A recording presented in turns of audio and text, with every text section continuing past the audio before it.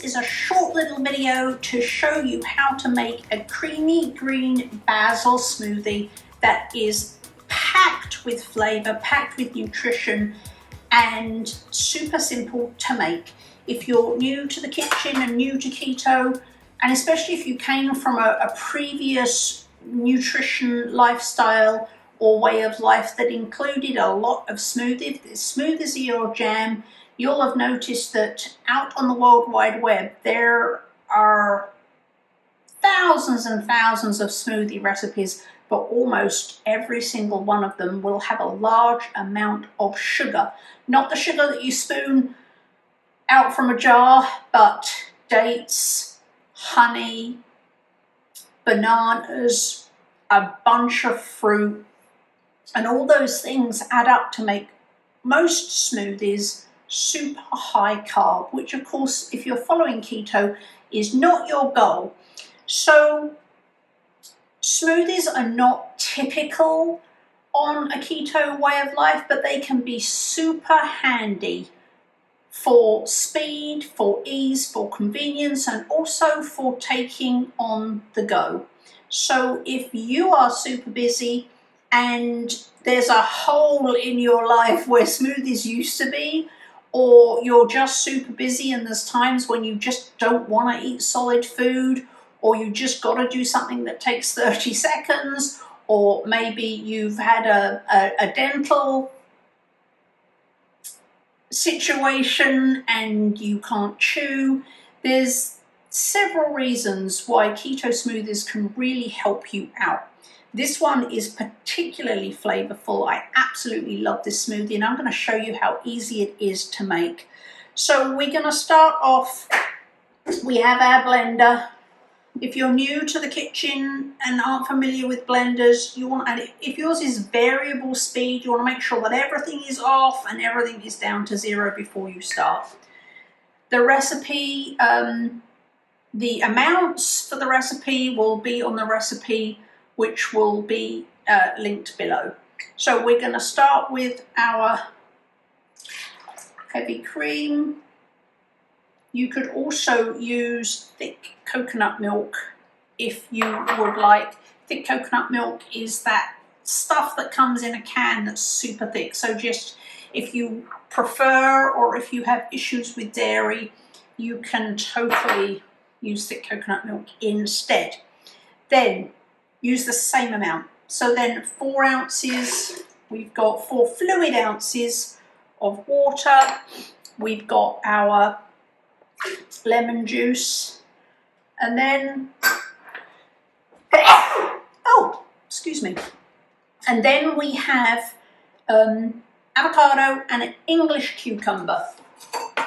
Now my avocado I prepared earlier. If you have never dealt with an avocado before, check out the video on preparing an avocado so that you know what to do with it, because avocados can be scary if you're new to the kitchen. So I have my avocado.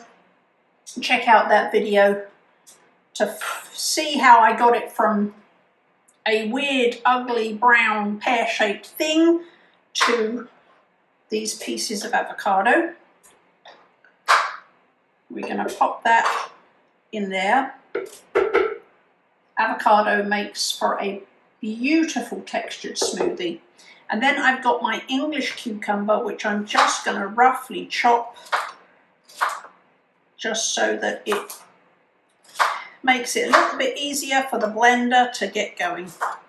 Now I've called out English cucumber, and the reason for that is that English cucumbers are seedless, and also their skin is not hard and bitter.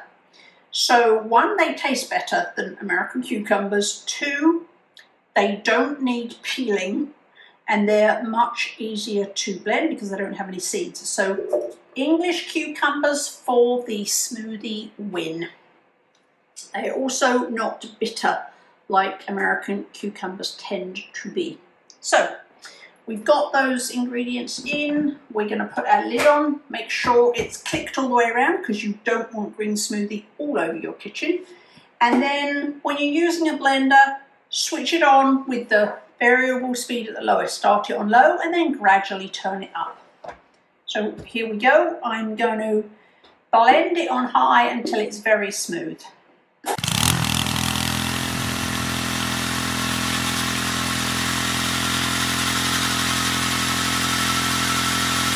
All right, switch it off. When you're turning a blender off, speed to lowest, then turn it off. That helps you to have the speed in the right place, i.e. low, before you switch it on again. Lid off, and now we're going to add our spinach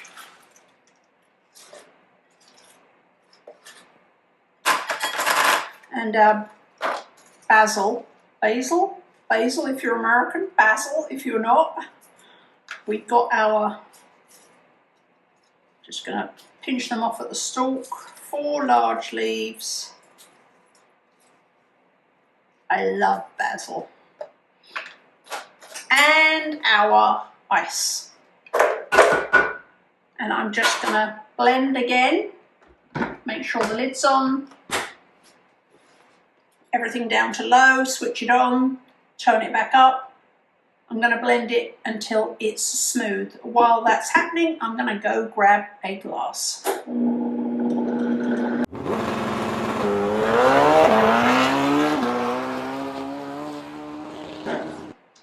And there is your thick, delicious, creamy, and it is super creamy, green basil. Ooh.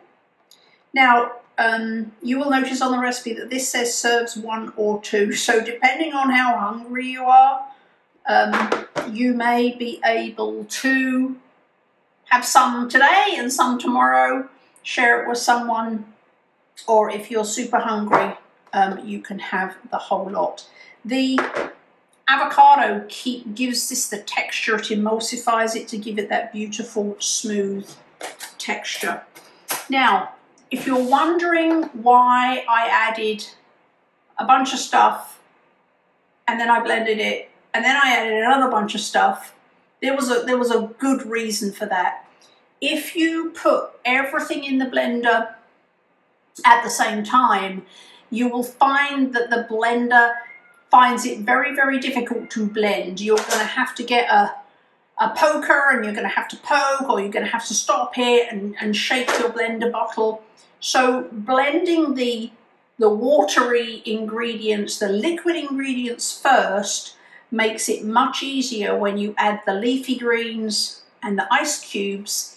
It's already liquid. The blender will find it much easier to just suck that spinach and ice down and blend it up without you having to stop and start the blender or use the tool to push things down. So I do recommend that you do it in the 2 stages like that. Otherwise, ultimately, you're going to have to make more things dirty and it's going to take you longer to do it all in one go. So I hope that made sense. There was a reason for why I did it in 2 halves like that, to make your lives easier and to make you less dishes, and I'm pretty sure that that's a win for you. So I'm just going to have a taste of this. So good, so delicious, and so good for you. Enjoy.